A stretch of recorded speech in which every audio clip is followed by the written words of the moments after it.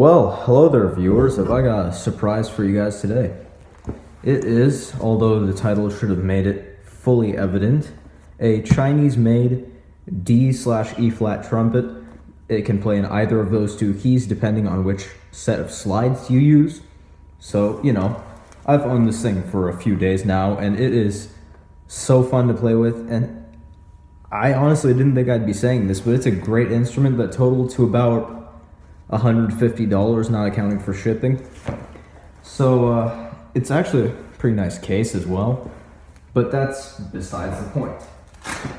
If we just open up the case, which is actually almost as good as what I use for my good B-flat trumpet, we have ourselves this little bundle of joy.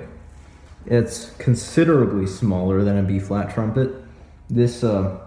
This rear pipe here is very close to my face, actually, in contrast to when I use a B-flat trumpet. The bell flare is not quite the same shape as a B-flat trumpet, meaning that it does not quite fit on trumpet stands, which is very frustrating. But that's honestly the least of my concerns when shopping for a good instrument. This plays well, and that's really what the point is.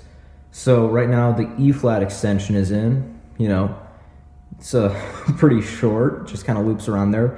In fact, I guess I could not find room to put a brace here. They did on the D set, so I guess I'll show you guys that. You know, in this front compartment right here, that's where the slides were, and that's where I keep them. There was also a pair of gloves, I guess, if you don't want to tarnish your instrument, but I wipe it clean and I polish it often.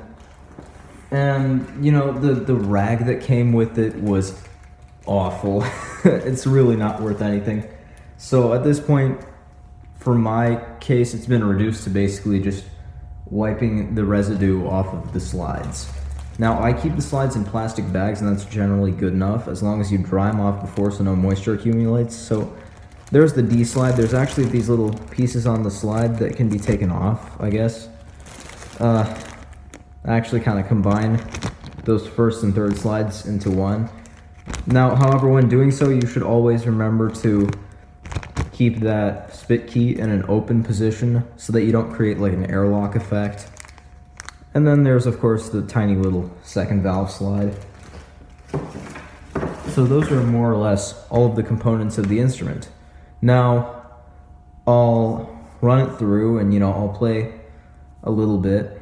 And yeah, let's see how this goes.